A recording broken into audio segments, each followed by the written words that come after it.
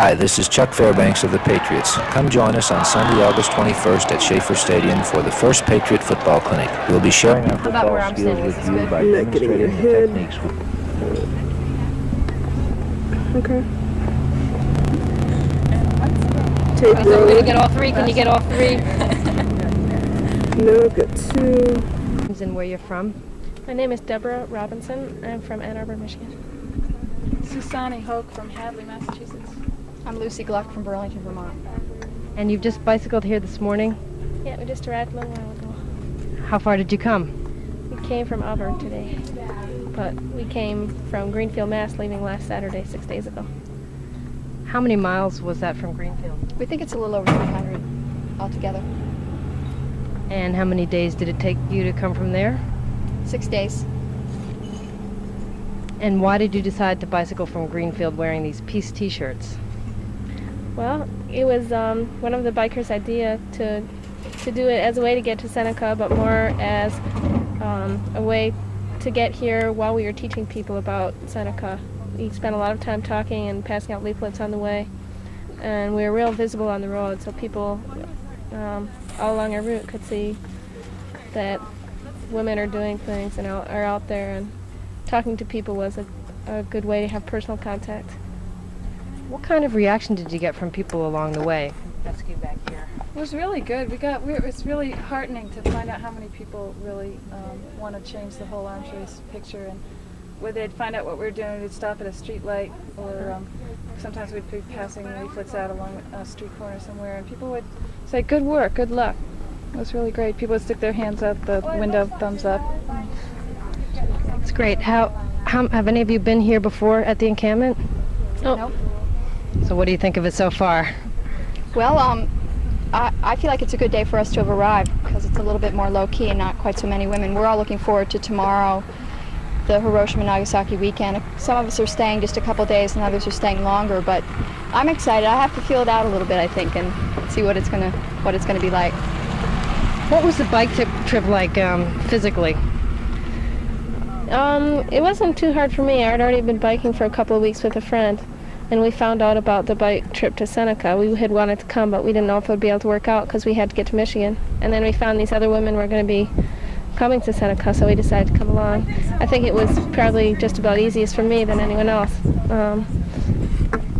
But it was, it's still real hard sometimes. Probably the hardest thing was the last couple of miles coming down the road because we had to go slowly to make sure everyone stuck real close together. We did a lot of good singing along the way. Yeah. Great. I want to get back on the road. It's like, I can't believe we're here. I want to keep going. It's great. I was really exhausted the first day. I couldn't even talk to anybody. I was so tired. Wiped out. First day, I had a pretty hard time too. A lot of sore muscles and just the shock of being on the road that much time. We took stops enough that we could really do leafleting and do some media work along the way, so that made a big difference in our energy level. Did the heat get to you, or did you have some bad rain? The heat wasn't too bad because when you're on a bike, you're moving along, get a little breeze all the time. We did have problems with one big storm that blew most of our tents down, and it took a little while to recover from that, but it was real neat. We got it together. So why are you all making this effort and biking on the road for so many miles to come to Seneca?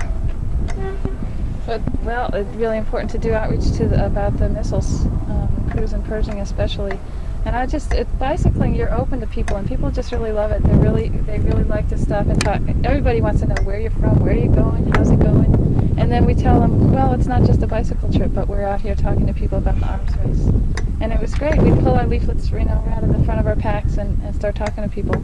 It's just a great way to do it. And I mean, this raises a certain kind of awareness. The peace encampment here, which is just incredible, and it's wonderful. A lot of people along the way had heard about it, but our being out there was really a great auxiliary kind of a thing because people see it on the news, they hear it on the radio or read it in the paper, but hear people who are actually going there and thinking about it, and they can talk to you right in person. And it was just really great. A great way to reach out to more people. Well, terrific, and congratulations. Thanks. Sounds like a good trip. For delaying your gratification and lunch and everything. That's what you'll find this experience is a lot of delayed gratification. Yeah.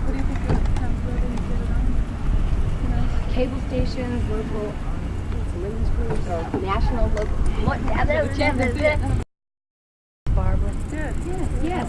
Barbara. Barbara. More chocolate and more Cadbury bars. Okay, you can walk away. crisps, translated as chips. Well, no, it's just about the same garbage. Garbage is garbage. Wave bye-bye. Tampax. A little bit more chocolate in, and there you are. But can't we? At Stonewall when it happened, and I'm a radical feminist. So I've been jailed a lot. Well, I haven't been jailed so many times, but because lots of times they just dragged us by the hair and threw us in ditches, and we got up and did it again. When they tried to bring nuclear energy into Canada about 20 years ago, we 8 Americans and 150 Canadians blockaded the base where they were trying to bring the American stuff, and I was one of the 8 Americans, and we blockaded that road for 48 hours in the rain, and we got real close real fast. I fell in love with all of them. And here too the same thing happened at the well, it was a different thing. We were all women this time, and we just we thought we were going to be killed, and so we sat down to decide what to do. And you know, I was terrified, and I threw some white light around myself, and then I threw some blue around it, and then I thought, oh, I wish I could throw it over all these other women here. And so I tried to do that. I said white light, and I saw it sprinkled all over the women, and then I ran blue around it. And then I forgot about it, and I went to jail, and I came back a long time later, like 5 days later, and I met that woman over there on the camera, and she said, I saw the light near the bridge, and I came to see who did it, and you did it. I said, I did?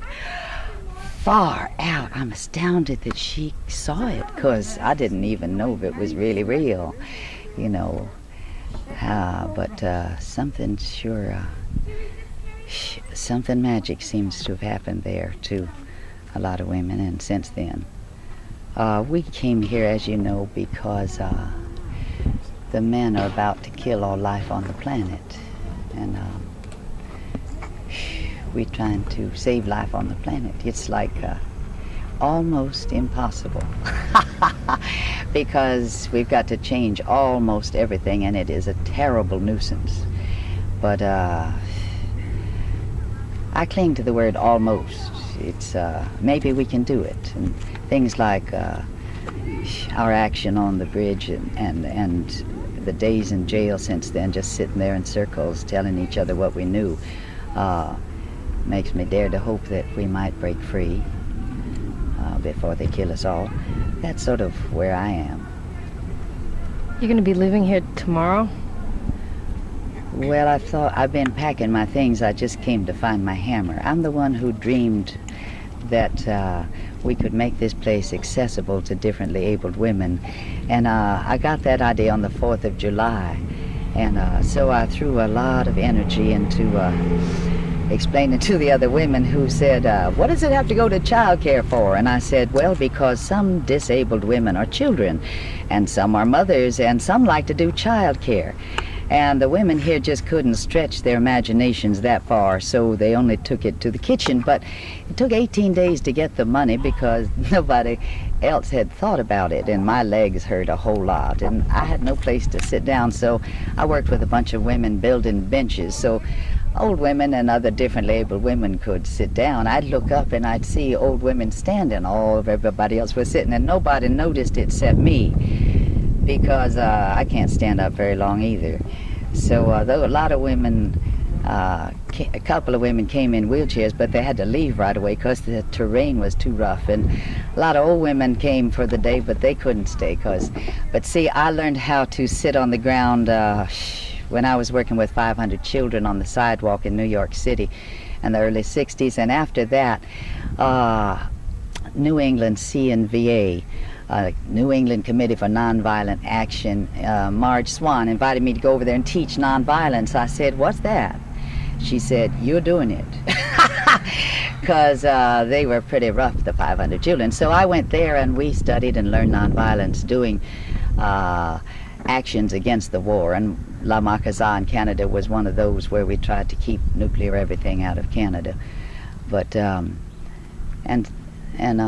I keep on going on. I wouldn't be here if it weren't a women's encampment. I don't work with the slaveholders anymore. I feel like the women of the world have been unpaid servants for 5,000 years, and I'm really angry about that. So, and I feel like it's the men who are destroying the world. It's boys A fighting boys B all the time. So that's why I like it a lot, because it's a women's encampment. Do you think anything concrete has been accomplished here so far? I think that's a real dumb question. I mean, who knows? I'm sorry. Sometimes I'm kind of blunt. I feel like we don't really exactly know how to stop them. There was a woman named Terry. Have you met her? She prayed at the depot for 3 days and nights, and she didn't eat anything or drink anything, and she beat on her drum, and she did this Buddhist prayer that means peace for everybody everywhere. And she prayed from 6 in the morning till 6 at night, and then she slept with her friend by the gate. There were 2 of them. And when they finally came to the last of their 3 days, I said, is there anything, or Pagan said, is there anything we can bring to you? And she said, yes, I'd like a drop of sesame seed oil for the middle of my forehead to make me feel centered. And so Pagan and I began to search for a drop of sesame seed oil. They only have Crisco around here. In all the towns, we went from town to town, store to store, and continued the next day, and finally we found some sesame seed oil, and we took it to the depot where they were still sitting and getting very hoarse and weak from 3 days of fasting and praying and beating on